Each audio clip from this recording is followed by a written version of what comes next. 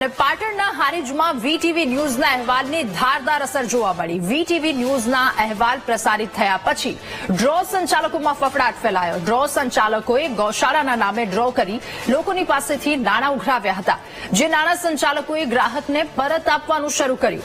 ડ્રોની લાલચ આપી સંચાલકોએ ગ્રાહકોને કૂપન વેચતા હતા। કૃષ્ણધામ ગૌશાળા સેવા સમિતિ અને ઇનામ યોજનાના નામે ડ્રો થયો હતો। ₹399ના કૂપનમાં મોંઘી દાટ કાર, ટ્રેક્ટર અને બાઇક સહિતના 5001 ઇનામોની જાહેરાત કરવામાં આવી હતી। વીટીવી ન્યૂઝના અહેવાલ પછી પોલીસે લકી ડ્રો સંચાલકોની અટકાયત કરી।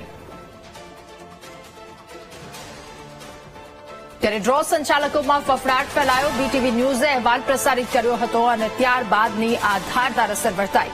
ગૌશાળાના નામે ડ્રો થતો હતો, જેમાં 300થી વધારે રૂપિયાના ટિકિટ બાદ મોંઘી દાટ ગાડીઓના ઇનામ પણ રાખવામાં આવ્યા હતા। ત્યારે ડ્રો સંચાલકોમાં ફફડાટ ફેલાયો। વીટીવી ન્યૂઝના અહેવાલ બાદ કાર્યવાહી કરવામાં આવી અને 5001 ઇનામોની જાહેરાત કરવામાં આવી, જેમાં સામેલ હતું મોંઘી દાટ કાર, ટ્રેક્ટર અને બાઇક સહિતના ઇનામો। ₹399ની કૂપન લોકો લેતા અને તેની સામે આ તમામ વસ્તુ કે જેની જાહેરાત કરવામાં આવી હતી। ત્યારે આ વાત સામે આવતા જ ગ્રાહકોને રૂપિયા આપવાનું પણ શરૂ કરી દેવામાં આવ્યું। ડ્રોની લાલચ આપી સંચાલકો ગ્રાહકોને ધોતા હતા, કૂપન વેચતા હતા। કૃષ્ણધામ ગૌશાળા સેવા સમિતિ અને ઇનામ યોજનાના નામે આ ડ્રો થતો હતો। ત્યારે હારીજની આ ઘટના હતી કે જ્યાં વીટીવી ન્યૂઝે ત્યારબાદ અહેવાલ પ્રસારિત કર્યો અને ત્યારબાદના પડઘા।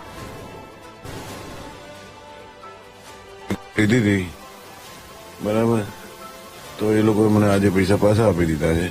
હું તો ખાલી મળવા જ આવેલો હતો, બરાબર। ગૌ માતાના ગૌશાળામાં જાય ને એ જેતું, બીજું કોઈ હેતું નહીં મારો। ઇનામ લાગે તો બરાબર, ના લાગે તો આપણે ગાય માતાને ચાંદલો કરો એવું। હાલ તમને પરત પૈસા આપી દીધા? આપી દીધા મારા આગળ જ છે। 399 રૂપિયાની ટિકિટ હતી અને અમે આજથી 10 દિવસ પહેલા લીધી હતી અને 28 તારીખે ડ્રોનું આયોજન હતું, પણ અંગત કારણોસર ડ્રો રદ કરવામાં આવ્યો છે અને તેથી ગૌશાળા દ્વારાથી અમને જે લીધેલી ટિકિટના પૈસા પરત આજે રૂબરૂ મળી ગયેલ છે। હોસ્પિટલ માટે બનાવવા માટેની લકી ડ્રોનું આયોજન કર્યું હતું, જે લોકો એની અંદર આપણને ડ્રોની કૂપન ફળાવે, જેથી કરીને આપણે હોસ્પિટલ બાંધી શકીએ એના માટેનું આયોજન આપણે કરવામાં આવેલું હતું।